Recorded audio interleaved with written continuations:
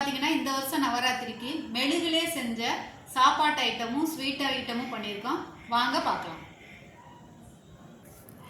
இது பார்த்தீங்க அப்படின்னாக்க கேண்டில்லே பண்ண தோசை, இட்லி, தேங்காய் சட்னி, கார சட்னி, புதினா சட்னி, வடை இருக்குது.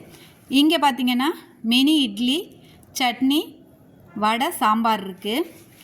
இங்கே வந்து பால் பேடா இருக்குது. இதெல்லாம் ஐஸ்கிரீம்.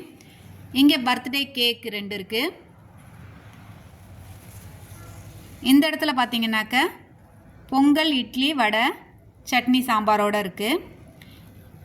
இது பார்த்தீங்கன்னாக்க அல்வா. இது ஜெல்லி வேக்ஸில் பண்ணின அல்வா.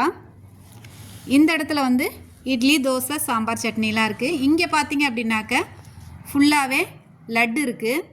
அதை வந்து நம்ம காலியாக வந்து பார்க்குற மாதிரி பண்ணியிருக்கோம். இந்த இடத்துல பார்த்தீங்கன்னா ஜாங்கிரி, இங்கே ஜூஸு,